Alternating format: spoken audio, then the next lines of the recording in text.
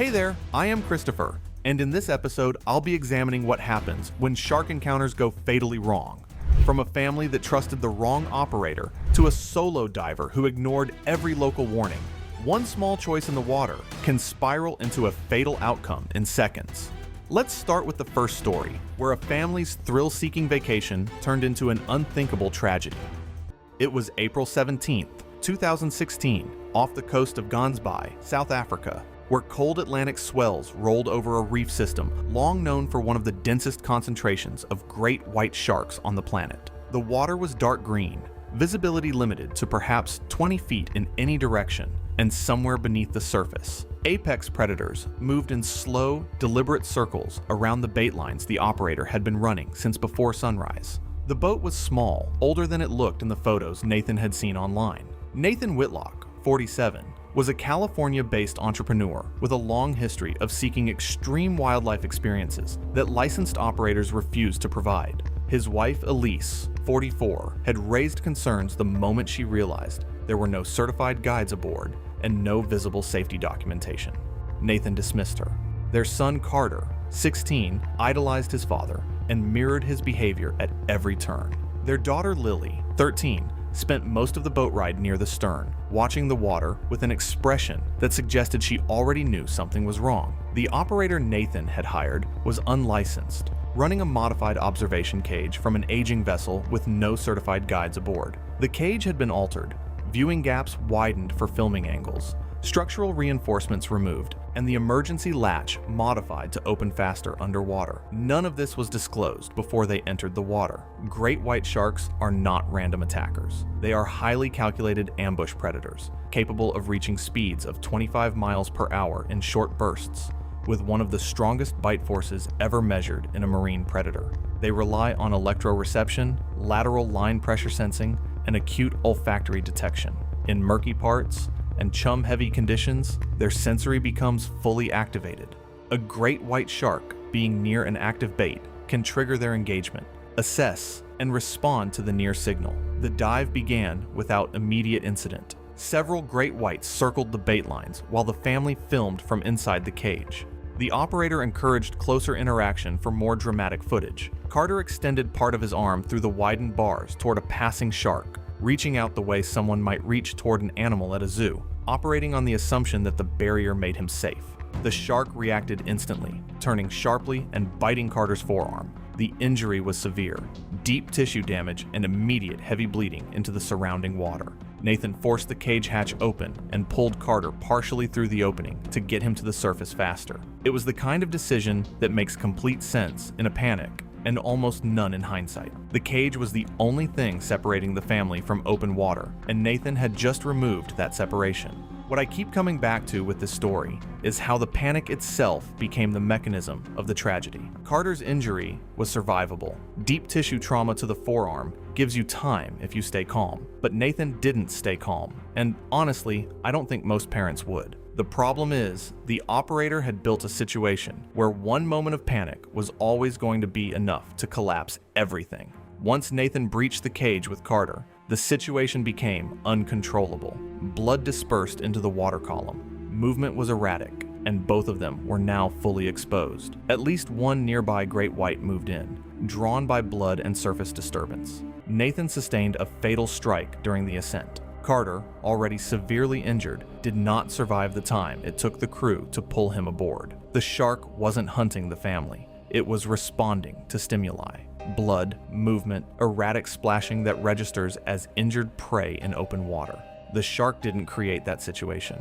The operator did, and Nathan opening the hatch completed it.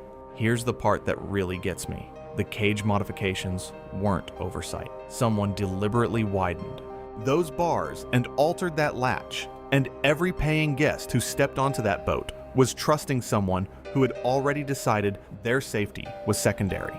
Elise remained inside the cage throughout and was brought up alive. Lily, who had stayed near the surface platform, was unharmed. South African authorities later investigated the excursion as an illegal wildlife operation that bypassed every layer of commercial shark diving regulation. The operator's vessel was impounded. Nathan and Carter were repatriated to California, Elise and Lily returned home weeks later. What I find truly heartbreaking in this case is that Lily watched it happen. She was 13 years old on a boat with an unlicensed operator, and she came home without her father and her brother. Every one of those decisions had a different option attached to it, and none of them were taken. 2 lives lost to a chain of decisions that began long before anyone entered the water. The next story is equally chilling, showing how a single impulsive choice on a calm night can draw a predator from the darkness in seconds. It was July 22nd, 2015, several miles offshore from Nassau in the Bahamas, where a private yacht sat anchored under a clear night sky. The water was black beyond the reach of the vessel's lights, the kind of darkness that makes the ocean feel still and harmless from the deck of a well-lit boat. The party had been going for hours. Music, alcohol, the easy confidence that comes from being somewhere beautiful. It was the kind of night where warnings feel like overreactions. Adriana Velasquez, 31, was a travel consultant from Miami who built her professional identity around luxury experiences and a carefully curated social media presence. She had a consistent pattern of treating safety guidelines as suggestions that applied to less experienced people. She had dismissed warnings on previous trips, and nothing had ever gone wrong, and that track record had become its own kind of evidence in her mind. Crew members had issued repeated warnings throughout the night. Fishing vessels operating farther offshore routinely discarded bait and organic waste into the surrounding waters, attracting sharks after dark, particularly oceanic whitetips. Oceanic whitetips can reach lengths of 13 feet and weigh over 370 pounds. These species are OE of the largest shark species in open ocean environments. They are known for their persistent investigations, especially around floating objects, and they can become very opportunistic when a bait has entered the water. They are drawn to irregular surface movement, low-frequency vibrations, and reflective or high-contrast visual stimuli, especially in low-light conditions. Adriana entered the water wearing reflective jewelry and a metallic silver swimsuit. She splashed repeatedly while posing and gradually drifted farther from the vessel than she intended. The yacht's lights created a sharp contrast zone at the surface, exactly the kind of visual environment that amplifies a shark's sensory response at night. What I think gets people forget in situations like this is that distance matters. People assume that as long as the boat is visible, they're close enough to be safe. But Adriana had drifted, and by the time the situation became clear on deck, the gap between her and the vessel had already made a fast rescue nearly impossible. The attack came without extended warning. An oceanic whitetip struck her lower leg, causing severe femoral damage and immediate heavy blood loss. Witnesses heard screaming and saw additional movement beneath the surface almost immediately. Crew members threw flotation rings and ropes into the water, but visible predator activity made it impossible for anyone to safely enter. The crew eventually pulled Adriana aboard using ropes, but the blood loss during recovery was already beyond what could be managed on deck. She died before emergency responders reached the marina. The crew's decision not to enter the water was the right one. Entering dark offshore water with an active oceanic whitetip in the area doesn't save the victim. It creates a second one. The crew did what they could from the deck, and it still wasn't enough. That's what happens when the situation has already moved past the point where effort can change anything. What stands out in nighttime swimming incidents is how quickly the risk compounds. It wasn't just one factor. It was the darkness, the offshore conditions, the alcohol, the reflective clothing, the distance from the vessel. Each of those things alone might not have been fatal. Together, they created a situation with almost no margin for survival. Adriana had been warned specifically about why the water was dangerous that night. The reason she entered anyway wasn't ignorance. It was the belief that the rules didn't apply to her. The incident triggered legal proceedings over enforcement of nighttime swimming restrictions aboard private charters in the area. The yacht operator faced scrutiny for failing to physically prevent passengers from entering the water after repeated warnings. One impulsive decision, made in the dark, miles from shore. The next story moves from open ocean to a reef system closer to home, where an experienced diver's refusal to surface cost him everything. It was September 3rd, 2017, in the Florida Keys, where warm, shallow reef water stretched across a system of coral formations known locally for dense lionfish populations and, less advertised, frequent tiger shark activity. The water was clear that morning, visibility running close to 60 feet, and somewhere deeper along the wall, the slow, unhurried patrol of something much larger.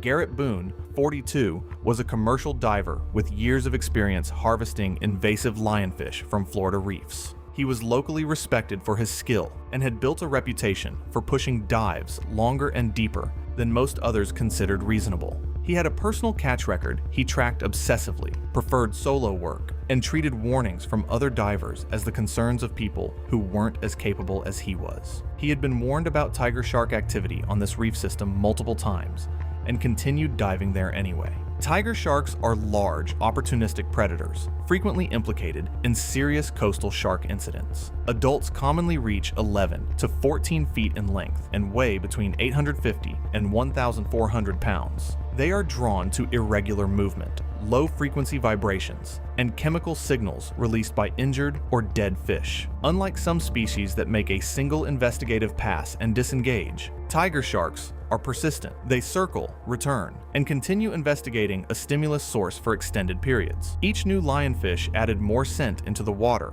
for predators to detect. This eventually caught the attention of one of the ocean's most dangerous predators, the tiger shark. Garrett entered the water before sunrise, carrying a spear and a waist-mounted stringer. Over several hours, dead fish fluids and vibrations from struggling lionfish created a growing scent trail through the reef. Nearby divers later reported spotting a large tiger shark circling deeper sections of the reef wall multiple times during the morning.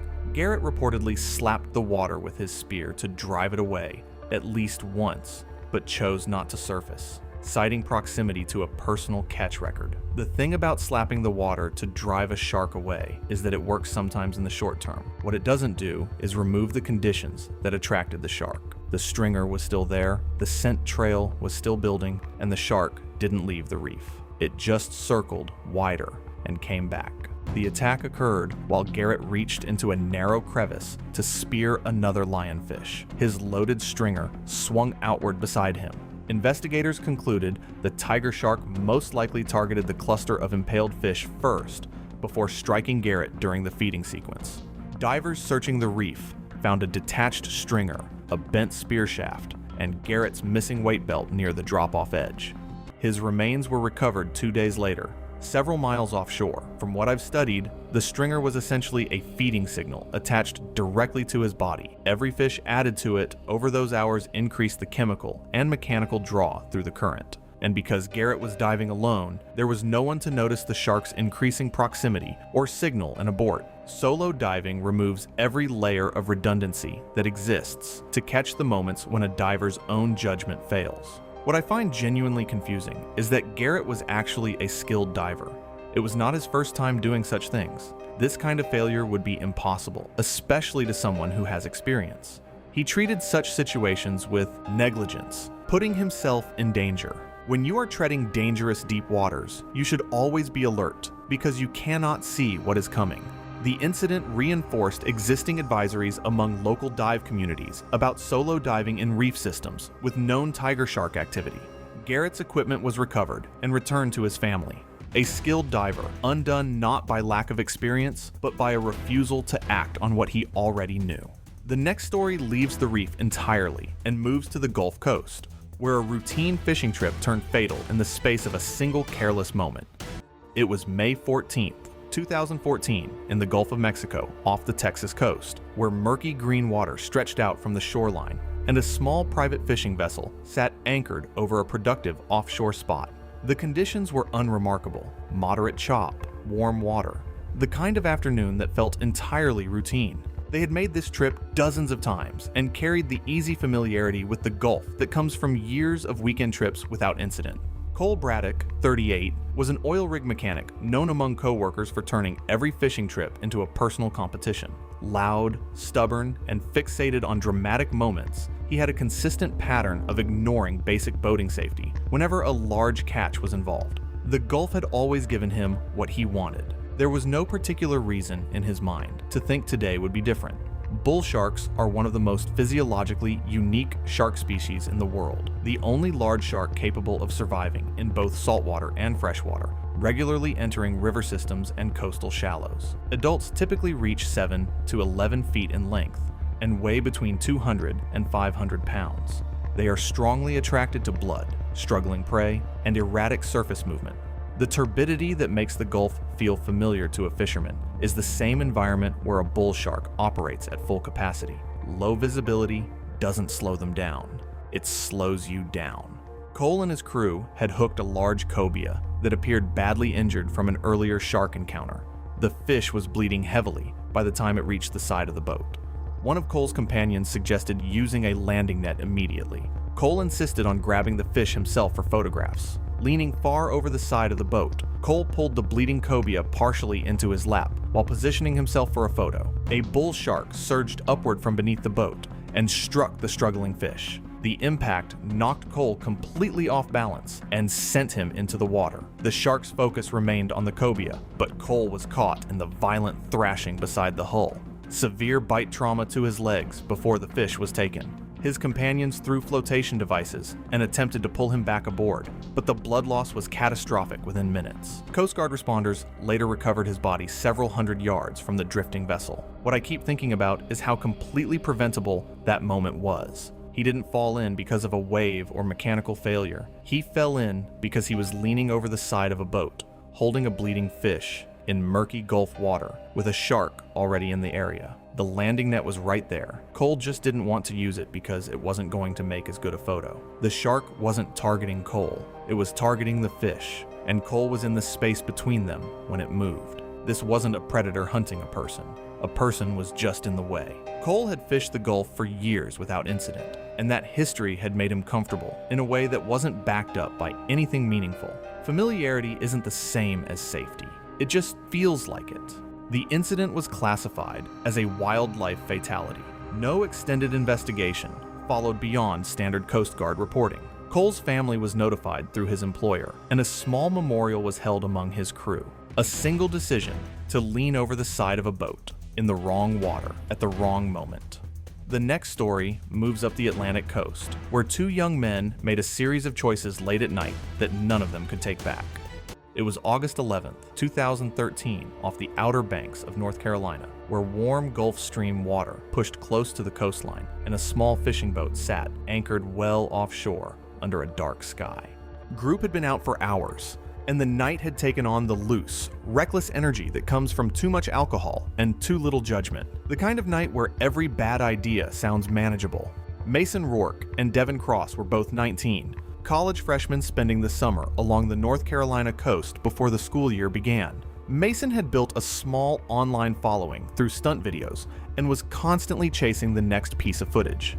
Devin followed along more out of social pressure than genuine enthusiasm, not willing to be the one who said no. Neither had meaningful experience with large pelagic fish or open water sharks. Short-fin mako sharks are the fastest shark species in the world, capable of bursts exceeding 45 miles per hour. Adults commonly reach 10 to 12 feet in length and can exceed 500 to 1,000 pounds at full size. They are highly reactive when stressed, with powerful, unpredictable bursting movements, and jaws lined with long, narrow teeth designed for gripping fast-moving prey. A mako on a line for an extended period is not exhausted. It is stressed, oxygen-deprived, and primed for explosive reactive aggression.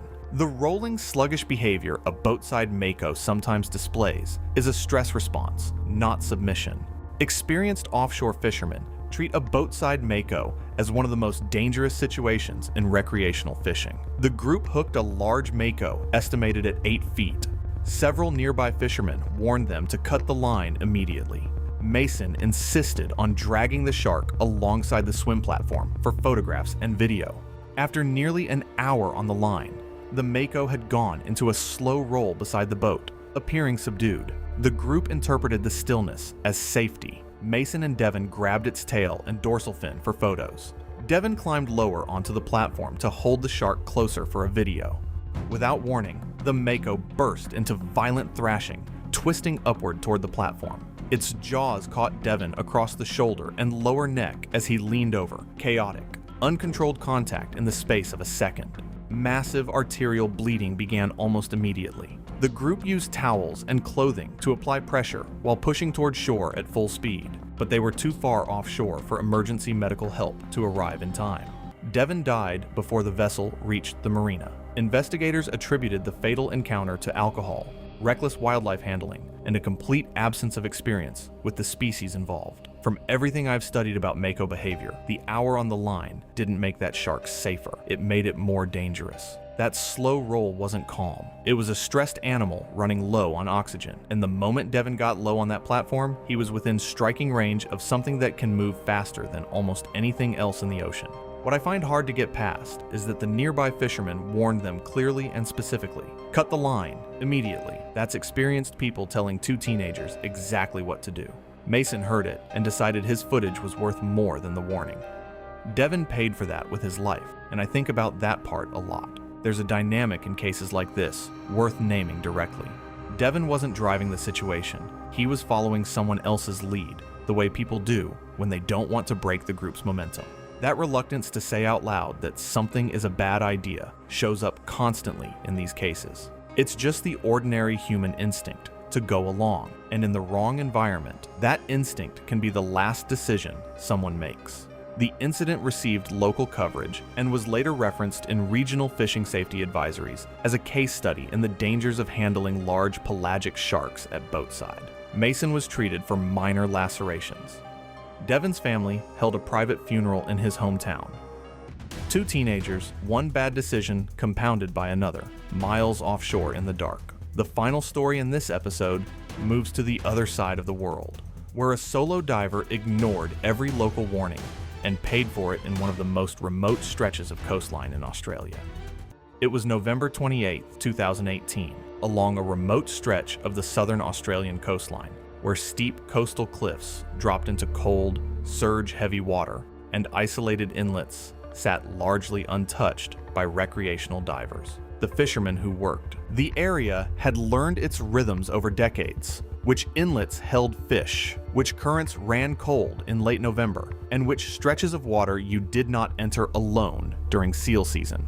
Luca Serrano had been in the area for 3 days before he found the inlet. He had spoken to at least 2 of those fishermen. They had told him clearly what the water was like there and why. Luca Serrano, 34, was a freelance underwater photographer with a growing reputation for finding dive locations that other professionals avoided. He was talented, technically skilled, and increasingly convinced that footage from untouched locations was worth the additional risk. He had developed a pattern of dismissing local warnings when he believed the footage would justify it, treating the caution of people who knew the area as a failure of imagination rather than accumulated knowledge.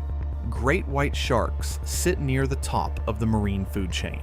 Adults in southern Australian waters commonly reach 15 to 20 feet in length and can weigh over 4,400 pounds. They are highly attuned to the presence of marine mammals. Seals represent a primary prey source, and great whites in seal-heavy areas develop specific hunting behaviors around submerged cliff shelves. They approach from depth using the silhouette of prey against surface light to time their ascent. Surge conditions and poor underwater visibility do not impair a great white's sensory detection. They impair the divers. In those conditions, the predator's advantage is essentially total. Luca entered the water before sunrise, carrying a helmet camera, diving gear, and a personal tracking beacon. Surge conditions were strong, and underwater visibility was reduced by the coastal churn. Friends assumed his extended silence was normal. He often spent full days underwater at remote sites. Concern only developed after his tracking beacon remained stationary offshore for nearly 2 days without contact.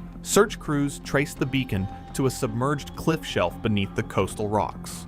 Divers recovered a damaged fin, sections of shredded wetsuit material lodged in a crevice near the shelf edge, and fragments of camera equipment on the reef below. Investigators concluded Luca had most likely been attacked shortly after entering deeper water near the seal hunting zone. The remoteness significantly delayed the recovery effort, and the full sequence of events could not be reconstructed. From what I've studied, the submerged cliff shelf is exactly where a great white ambush would occur. They use depth and structure to approach from below, timing their ascent against the surface silhouette of whatever is above them. In surge conditions with reduced visibility, a diver near that kind of formation has almost no ability to detect an approach. Once a great white initiates an ambush in that environment, the outcome is determined in seconds. What I keep looking back upon is how preventable this incident could have been. Multiple warning signs, multiple fishermen's concerns, yet he still ignored them.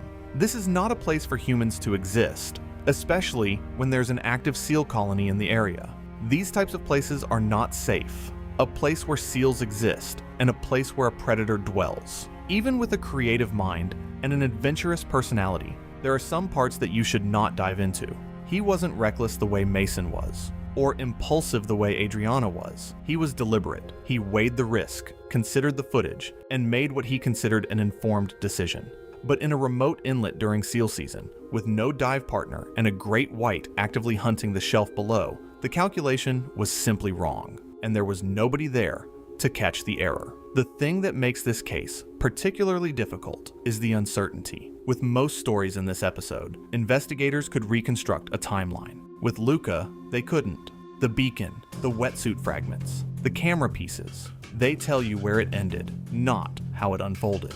His family received fragments of equipment and a report confirming cause of death consistent with a great white attack in a known predator zone. That was all there was to give them. The incident became widely discussed among Australian diving communities as a warning against solo exploration in predator-heavy coastal waters. Local maritime authorities reinforced existing advisories, and the inlet was flagged in regional dive safety communications. Luca's recovered equipment was returned to his family in Italy.